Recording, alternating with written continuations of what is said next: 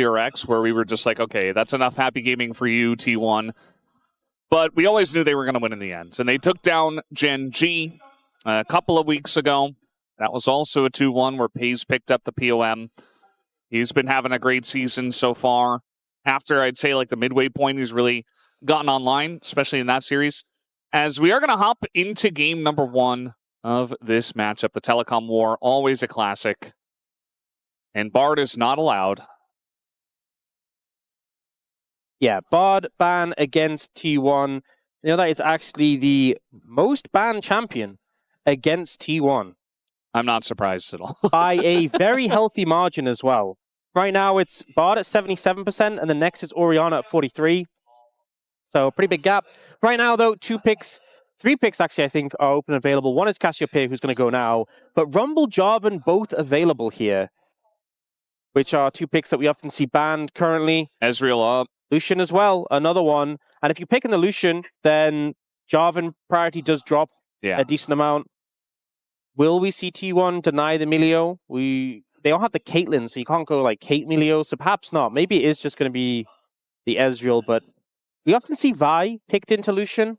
You have that reliable CC, and if it isn't Milio, you can just lock it down. Rumble Vi could be a strong rotation here.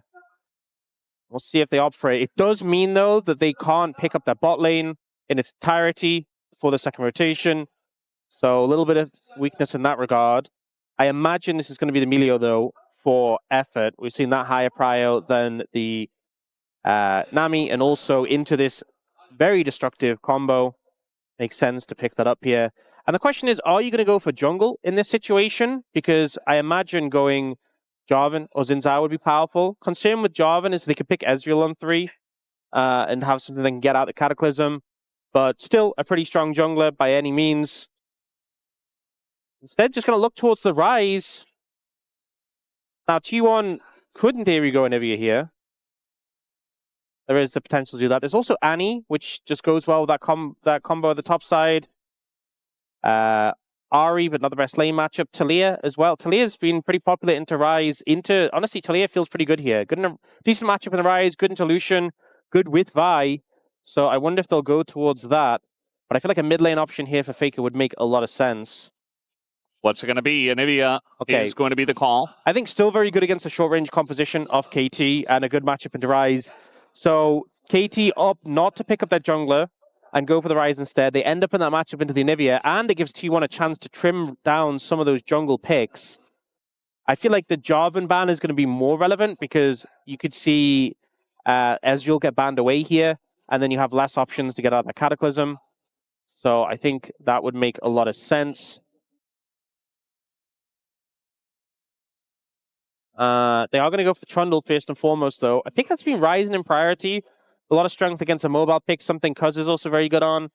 But at first, we saw it specifically into Xin Zhao as a counter. Now it's been more widespread. Something else that kind of went through that progression was Neferi. Neferi originally a counter to Vi and then became more widespread. But when the enemy team has Vi, maybe T1 opt to ban the Neferi in this situation. Seraphine going to be the first ban. There she is! Will she be upset about this? Wait, they just banned her. She needs to leave. Yeah. Unfortunate. She That's so messed up there at the end. Yeah. And actually going for the Xante ban, so something we've seen pretty popular into the Rumble. There is still the option of going the Scion. Oner was popular for a while into the Rumble. We've also seen Galio. We've seen Yorick and Bessa. There's still a lot of options for Perfect, in this situation. Perfect's definitely a guy that has kind of a wonky pool, and he can play a lot of different things, so definitely curious to see what he's going to play. They're going to ban Nico as well. I mean, Keria has been phenomenal in the Nico, but it's definitely a pick we've seen fall off in terms of priority. It does mean you can't go for the Ezreal Nico, which we know being popular with some teams. What are you going to be able to bring out here that can match up into the Lucian Milio? You could honestly go like MF Nort is a combo we've seen sometimes. You could just go Jhin plus kind of whatever. Xayah Rakan? Bit of a surprise, honestly. Xayah not the easiest to play into Lucian because although obviously your feathers are a threat when he comes in at short range, he has a lot of outplay potential to get away from those feathers initially. It's going to be the Yorick into the Rumble. We have seen this pick have success in this matchup, although we haven't seen it altogether too much. But gives a lot of power in the side lane when you have a Ryze and a Yorick. And then Cuzz, I was thinking there's the potential for the Jarvan, the potential for the Xin Zhao, but just going to go the Wukong, interestingly enough. Wukong's good into Xayah because you have the double proc on the Cyclone nowadays. And yeah, it is going to be Rakan, which is not a big surprise. The bigger surprise is the Xayah Rakan. That does come through for the T1 bot lane. It's a lot of team fighting power for T1. I feel like T1 are fully invested into that 5v5. Vi Rumble, Rakan on top of that is so much lockdown. It's going to make it very hard for aiming to play out team fights. And Peyz can be pretty self-sufficient. He also has the protection of Faker, who can play the control role. But on the other side, for KT, it's a strong bot lane. Top lane matchup's going to be good. Might be a bit of a struggle for BDD. We can see what he can do in the matchup. And ultimately, playing through side lanes with a strong bot lane who can apply pressure through mid. We often see Lucian when it was Lucian Nami. They had a lot of pressure on contesting the mid wave. Lucian Milio still does a similar thing. And if you keep mid shoved in and pressured while your side laners are being successful, you're just going to be in a great spot with this composition. So I think the strengths of these two compositions kind of differing in where on the map and how they're going to play things out. But ultimately, I think both teams have win cons to play through. Yeah, feels like a pretty nice draft from both sides, regardless. Definitely one big curveball with the Xayah Rakan, but seeing more Xayah nowadays, and they're going to opt for the duo, as it is the Telecom War, and Game 1 will start right now.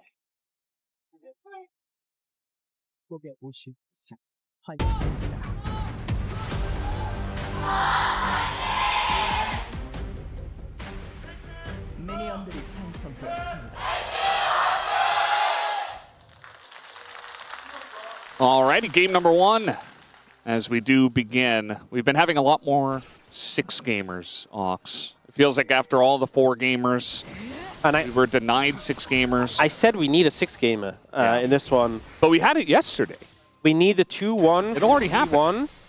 To get the 3-way tiebreaker, which I know everyone is hoping for. Apart from the KT fans, it'd obviously be fair if they just won.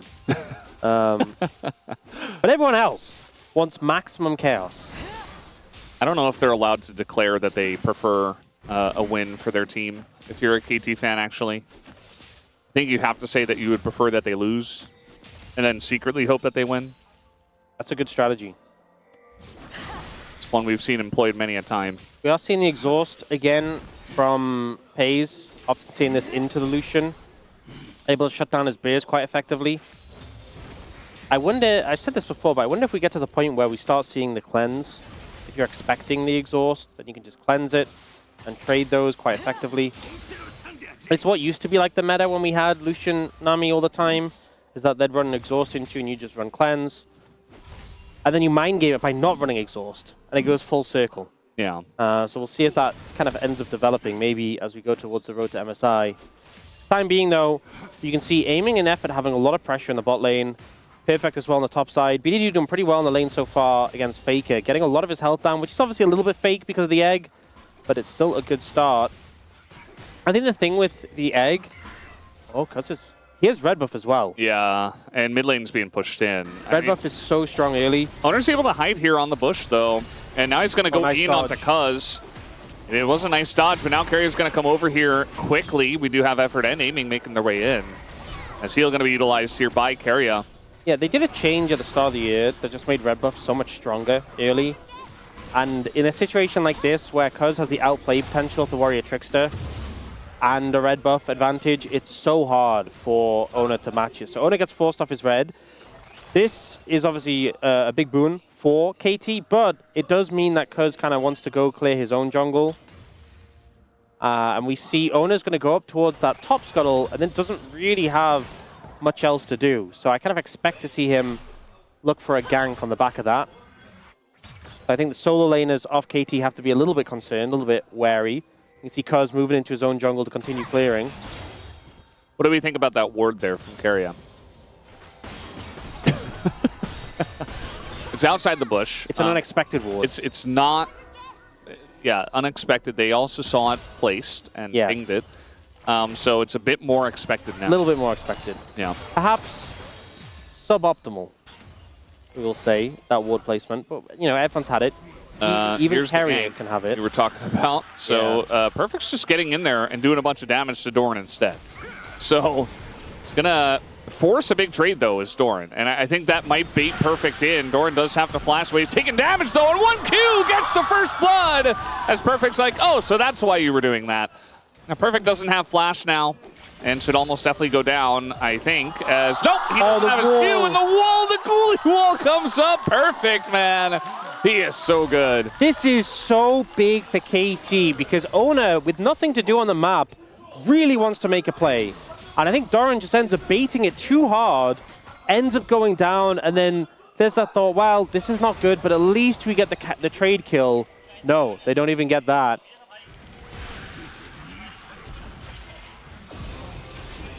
Connecting everything after the flash, and Lowy gets hit here. Able to get away using the wall. Really well placed and timed, and doesn't have the cooldown again. I think he said, I'm older brother, which is something that Lehens always says. It's also something that apparently Career said during his big Bard ults that we had in the Mad movie. So a pretty common phrase to say, like, yeah. Like saying, I'm him. Yeah, pretty much. I think that's kind of the vibe, to be honest. I'm the guy. I'm not a native Korean speaker, but... And Perfect was the guy in that play. He kind of is the guy. That's why I was kind of shouting him out, and I was saying, you know, I think the solo laners of KT are really going to be the ones... Oh, BDD's fishing. Cuzz to make this interesting. Is moving up towards the top side as well. Oner's not in position to help out. Doran's just dead, I think. Yeah, he knows it. Yeah, he walked Doran, back. Yeah, he's just dead. Meanwhile, the junglers are fighting here, as Perfect is going to eat all of that equalizer damage. He is just... He's sitting in it. He's like sitting on the campfire. Meanwhile, on the right side, Cuzz in a lot of trouble. He's going to go down. As Oner at least gets that kill, but Doran does die once again. Yeah, so Cuzz ends up overstepping a little bit, trying to assist with the play. I didn't quite see how that started off because I was looking towards the top lane. But we'll no doubt get a replay so we can see it again. Perfect's a little bit fed. He's got almost 1,000 gold today. Oh no. As meanwhile, Aiming going to get turret aggro and just die. Not sure about this play. Bottom lane of KT. And Effort is going to have to back away. That's what happens to the Gold King sometimes, is you lose your focus on the game and you just want that gold. Yeah, so many times when you're playing into a melee support and you have a favorable matchup, they're just waiting for you to make a mistake next to the tower. And it eventually ends up happening where... Okay, the recall gets interrupted. But where Aiming just steps up too close, he's probably been having a great time all lane. He's like, look how freely I can trade into them. One step too far and he ends up going down. Yeah. Again, I think the solo laners of KT are going to be the big difference maker if we do see KT pick up some wins. It feels really bad as well. I know Lucian Milio does spike pretty well in the mid game, and the Lucian is going to be strong on his 1 and 2 item spikes. I mean, onward from that as well, but it feels bad in a lane like this when you're falling behind, because Xayah Rakan will offer a lot to the team fights and be very robust and reliable, it feels like. Yeah. So Aiming making a bit of a mistake there. We didn't get to see the replay yet. But I believe what happened is Cuzz W'd over the wall and didn't expect to see Oner there and was already lower HP and lower level and just kind of got bullied as a result. Was kind of trying to make his way up towards the top side or maybe steal away the Krugs and just happened upon Oner. End result though, KT with a bit of an edge in terms of gold. Perfect extremely strong right now. Both junglers now with their level 6s available if they want to make something happen. See, Perfect is playing a little bit safe at the moment. He doesn't want to get close. I mean, Cuzz is here as well. So they have a very strong feeling that the enemy jungler is somewhere here, but they don't know 100%. And as we know, Oner just backed, so he's not actually on the top side of the map. Cuzz is going to go ahead and go for the grubs as they realize he's not on the top side of the map. They can just take that objective. We do see a go ping from the blue team, T1, so, onto the dragon, so maybe Oner will go for that in the trade, and that he will. You can see the pressure in the bot lane here with Aiming trying to recall. Keria just harassing him, trying to force him to recall under tower. Means KT in no real position to contest this. Doran also going to take an opportune recall here. He was about half HP. We'll get to buy. And it looks like, oh, if they punish here, this could be devastating for Doran. I mean, they saw Cuzz. The TP comes in anyway, and now there's a Realm Warp as well. So I think, you know, with 3 people up here, Doran is not in a great spot. He is going to flash and die anyway. BDD, nice juggle of the tower aggro. As Cuzz gets out, BDD only takes 1 shot. Yeah, it's unfortunate because Doran also didn't have ultimate, which could have helped with the dive or just been used in lieu of being at the tower. But I think the correct play there for Doran would have been to, yes, recall, but just walk back to lane and wait and see what happens. But TPing back under the tower ends up in a really bad spot. And we see Cuzz and BDD just really allowing this gold lead in the top lane to explode. Yeah.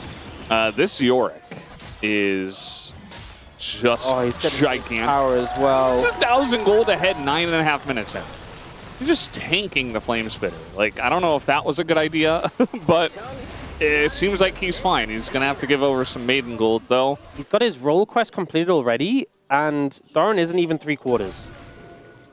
So he's 2 full levels up right now in the matchup. And obviously, having the lane quest done already does boost that. But I don't think Doran really cares about whether he's going to get that later. The problem is he has to lane into Perfect right now, and Perfect also has a Triforce completed. Not a fun time for this Rumble, not by any means.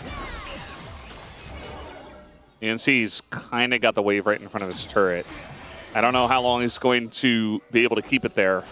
And, you know, with 3 grubs and Ryze and Yorick, especially with the Yorick super fed, KT are going to have a lot of side lane pressure, and if they continue with the lead and play this right, you could definitely see some nice win cons coming from that side lane pressure in this mid game. I think Ryze just generally feels comfortable in the side lane, and he can kill waves quickly, so BDD being in a good position is nice, but he was always going to be at least relevant in the side lane. But having this Yorick be this strong is really what KT were looking for with this composition, and puts them in a great position to play out the game to their win cons. So there is a Ocean Dragon coming up, so we'll see if KT opt to look to contest that and find a position to be able to fight for it. But for the time being, things are going pretty positively. Our mid laners trading. They both have Catalyst and not a whole lot of AP, so it's just a farm fiesta in mid. Not really the most interesting one-on-one. They could just him and to stop his recall. Yeah, no recalls for you. Anivia very good at that. Long-range Q with the stun, but also the wall is the big one. You know what people used to do on Earth? They'd go Anivia, and they could actually just wall you in your base. Yeah. And then you'd get like the AFK punishment because you couldn't leave the base. It's a good strategy. It's an evil strategy. If it works, it works. Speaking of working, Doran is working hard, but he's not actually getting much done. As now, effort is engage Milio. He is going to ult and flash away. He says, never playing engage Milio again. We've seen some interesting Milios. We've seen flanking Milio. Yeah. Wasn't super inspiring. But ultimately, when you look at how the lane has played out, Peyz up in farm, has that kill advantage. Feels fantastic. We've seen even some of the harder 2v2s, we've seen Lucian Milio do very well into. But the fact that you're playing into Xayah Rakan and they're coming out this far ahead is very promising. We have seen a bit... Oh, BDD's in trouble. He is in a bunch of trouble. They're trying to link some stuns up. They're getting ahead of him as well, waiting for the flash. But BDD is just so fast as the E comes through, but he lives anyway with the help of effort. Who gets there? As now Faker going to go down to the egg. Flashes first, thinks maybe his team can help him. Keria trying to do that, but eventually the egg will fall on top of it all. It's perfect. It's just shelling out so much damage already. I feel like one of the best sort of traits that Perfect has had, particularly this year, has been finding windows where he has pressure in a side lane and just tuning up mid at the best time possible. There's been so many plays for KT where something's happening mid and their top laner just turns up. You see right now he's actually doing the blue buff and he just wanders over, turns up, BDD just escapes, and suddenly there's this super strong Yorick here, throws a glob on a Faker. Still had the wall ready, didn't even need it. He's an egg. You don't need to wall the egg in. I know Humpty Dumpty's weak to walls, but they broke it pretty fine without one. Yeah. He had a great fall, I heard. Yeah. Poor guy. Yeah. Couldn't put him back together again. All the King's horses, man, they tried. I'm not gonna lie, King's horses, not very useful. Putting something delicate back together. Yeah, I'm not even sure why they're mentioned at all in the story, to be honest. Also, I feel like when you're trying to put something delicate together, excessive numbers isn't exactly a winning trait. Yeah. Did they really need all of them? Like, they could have just maybe had just one guy. One guy who's really, maybe with a little bit of backup, because it sounds like Humpty Dumpty wasn't like a tiny egg, but maybe a bit of backup to hold things in place. But I like think one craftsman or like an artisan or something, you know? Yeah. Milio's dead. It kind of feels like a too many chef situation. Yeah. Maybe that's why they failed on putting the egg back together. It really does feel like they didn't think it through. Unlike us, who have really thought of every possibility. We've really explored how they would put the egg back together. Yeah. T1 are looking for double dragon here, and the fact that effort is dead, I think, is going to help them pick this one up. Yeah, this Milio just struggling a little bit. Oh, Hextech. Okay, so T1 get the big payoff. 2 dragons already in pocket, and they discover it's a Hextech Soul, which feels pretty fantastic, especially into a short range. I mean, to be honest, both of these compositions, relatively short range, short to mid-ranged, but the Hextech value is just so big, especially when you have abilities that can proc it from a distance, like a little flick of the Xayah feathers. Yeah. Can easily just land a slow that AoEs and everyone else. Or an equalizer. That does already slow, though, so... Yeah, but... It just changes to other people. Yeah. So you can just, like, potentially even just throw it down.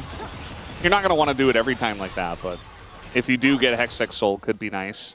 As I thought Cuzz was starting the Herald, not the Baron.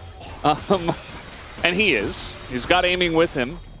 And effort, who's been trying his best not to die. Called for second item. It's a big spike.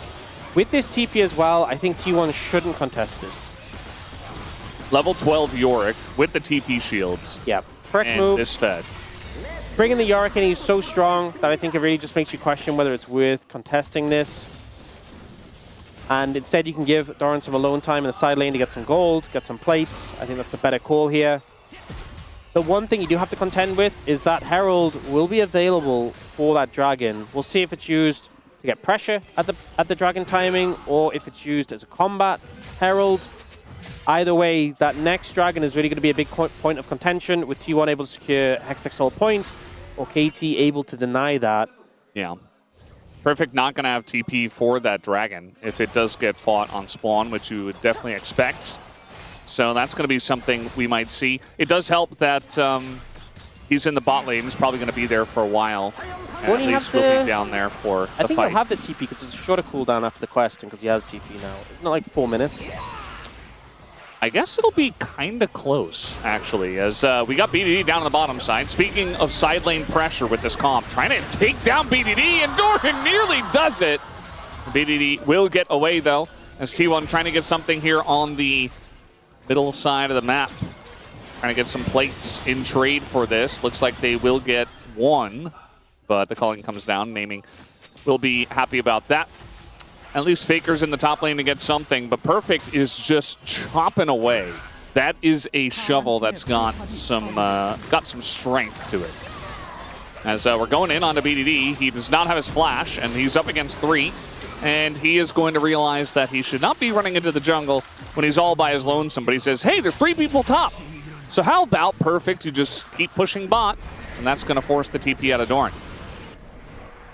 Herald now coming in. They're just going to use it to get some damage down this mid lane tower. Yeah, the timing, a little bit unfortunate for Faker. He tried to get in and get a wall down, but not quite on time.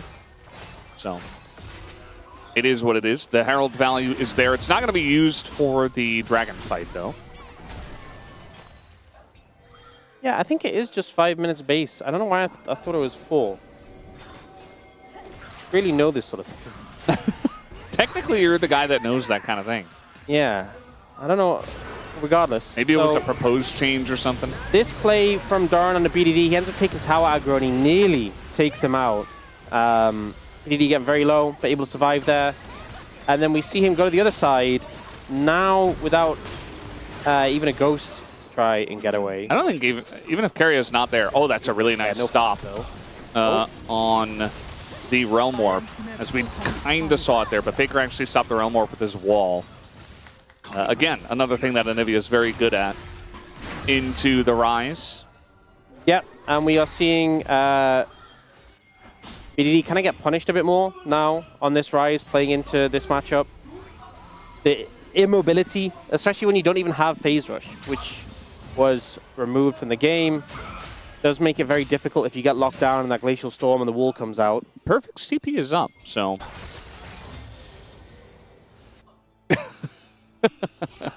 We need to do another deep dive about the CD situation. I don't really know which is correct, because based on the timing, feels like 4 minutes. I don't know. Maybe our spacers can dig into that one. And 14 seconds until the Hextech Drake is going to spawn. You see that Effort's getting some nice wardage over the wall. Aiming, trying to be a threat here. He has 2 items with the Flicker Blade, so... something that T1 do have to be careful about. If you get chunked out by a Lucian before the fight begins, you're not going to be in a great spot. They're going to start up the Dragon. You know what it is? He has Cosmic Insight. That's why he's there you go. Cool down. There you go. We figured it out. Okay. That is going to be the Drake to KT. And T1, they get here, but they get here a bit late. So not really an angle for them to challenge it. And, I mean, they didn't use a TP to get here, speaking of TPs. They just kind of walked over and watched KT take it, and they said, oh, we don't have an angle. Let's back away. Yep, so great for KT, denying that Hextech Soul point. And the fact they get it without even needing to fight feels pretty good. I feel like even though they have this super strong Yorick, the fact that T1 has a gold lead despite the 2.4k gold advantage in the top lane is a little concerning. Yorick, I think, does okay into T1's composition in terms of being able to fight. Oh. All right, well, that's going to be Cuzz getting the flash at a Faker as he goes on in, as he's got another charge of the Cyclone, but he's not quite able to land it on anyone. And they have the damage as he's just sitting in the ult from the Anivia. And so I suppose a nice bait from Faker. T1 forced the play on Cuzz by trapping him with the wall, and he decides to try and make a fight out of it rather than just flashing away. In the end, he goes down, does burn the flash from the Anivia and the exhaust from Peyz, but ultimately does give another kill over. And now T1, 1,200 gold up. Again, despite the big discrepancy in the top lane, we see both Faker and Peyz being very strong in this current situation. Yeah, it's really nice to see Faker having this lead as well, as this is the fight once again. They trap Cuzz. Faker flashes, but leaves Cuzz in a rough spot. Yeah, the ult from Effort comes out, but it's just not enough.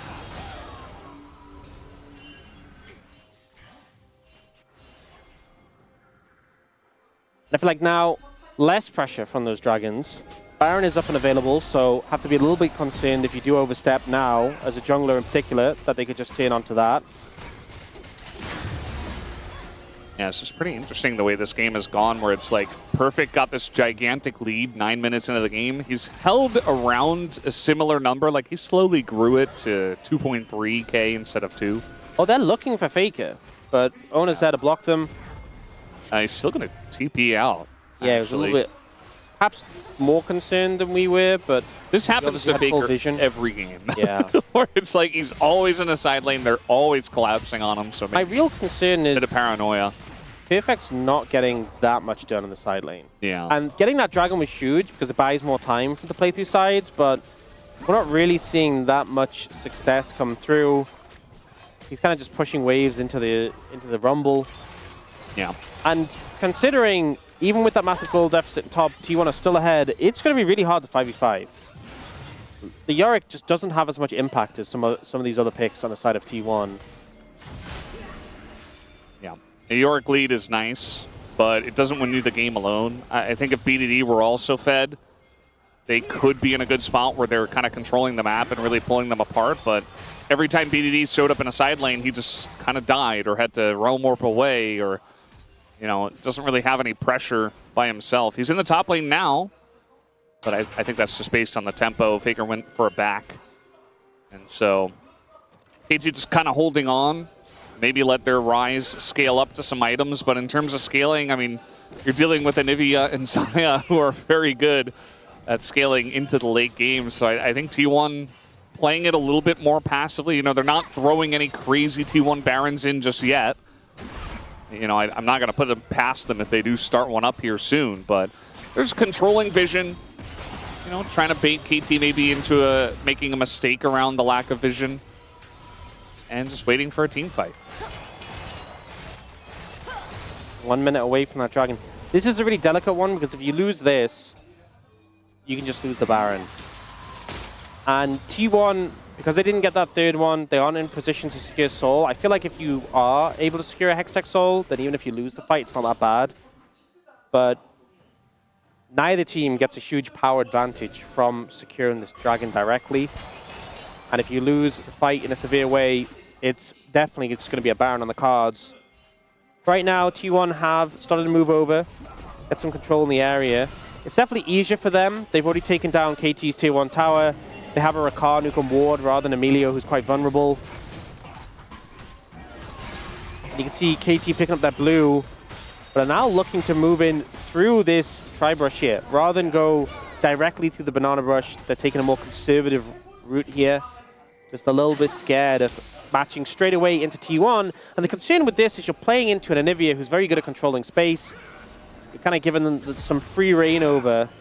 Okay. Cuzz, you said our junglers had to be careful. His clone is already down. They're just going all in on a Cuzz, actually. Oner just going to get out of there after the fact. This Fed Yorick just lost the Maiden. Cuzz already chunked out. Perfect already chunked out. He's going to TP back in. Culling was like a zoning culling as well. Yeah, Cuzz is desperate to get some health back from this Grom. But it looks like they aren't even going to contest the Dragon. They don't see the angle anymore. They don't want to die and give over Baron. But a third Dragon to T1 and a Hextech Soul feels pretty great. There's a lot of respect being shown by both of these teams, I feel like. As Doran, I say that, he is going to just face check here up against BDD. BDD, though, with the follow flash and Ghost, doesn't get the kill. So at the end of the day, I think Doran's pretty happy about that. Although he does get chunked, and now he's not going to be happy about this. He's got TP, though, so maybe they can try to come in here. KT going for the Baron. As that is going to be TP from both of the solo laners of T1 joining in together at basically the same time. And now it's straight up 5v5. The wall comes in. Keria doesn't find the engage he was looking for, as he nearly had it up against Faker's wall. But now it's going to be the grand entrance. Not really available with the quickness, and BD Realm morphs into the back line, does a little bit of chip damage as the knockup goes in on an Oner. Cuzz kind of with a lackluster engage as well. Bit of that from both sides, as we're not really seeing the angle. Cuzz gonna be interrupted on his dash and immediately dies, and he is the jungler. He dies, T1 come in, smite the Baron, and T1 say thank you very much. T1 with some beautiful control there, able to just keep KT locked in, unable to find a good way to navigate that situation. And as soon as Cuzz oversteps, he's punished. T1 capitalize and will get the Baron off the back of that. The fact they got the third Dragon, they're getting the Baron as well.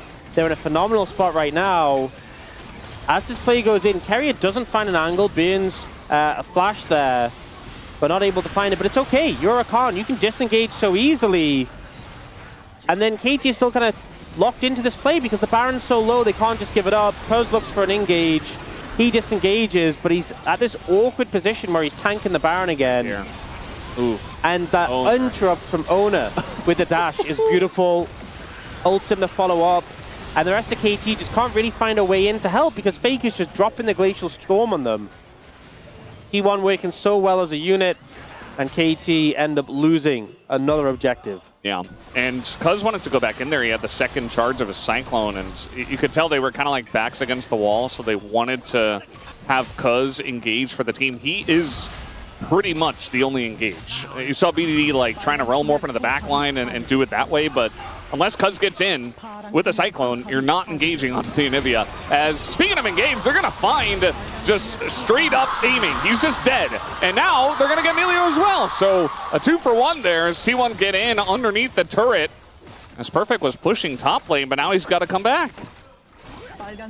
This might just be an opportunity to end the game with the Baron minions as well. I think KT really going to struggle to do much here. Cuzz has a Cyclone at least. But into this T1 composition, it's so hard to find an angle. Yeah, I mean, how are you going to engage on this? I just don't see it happening. as Cuzz once again being bullied on the left side. He's not really going to find an angle to engage himself as the exhaust comes down on a BDD. He doesn't have any summoners, used it chasing Doran 4 minutes ago. And that's going to be the end of this game. BDD goes down and so does Perfect, and T1 say, cool lead you got there, Perfect. We don't care. We're the better team. And they take them down in the span of about 5 minutes. I think KT, despite getting a big lead on Perfect, couldn't really capitalize on it. Couldn't get that much pressure in the side lane. The core of T1 was very strong in the team fights, good at controlling space, and ultimately, Xayah Rakan just got the free farm.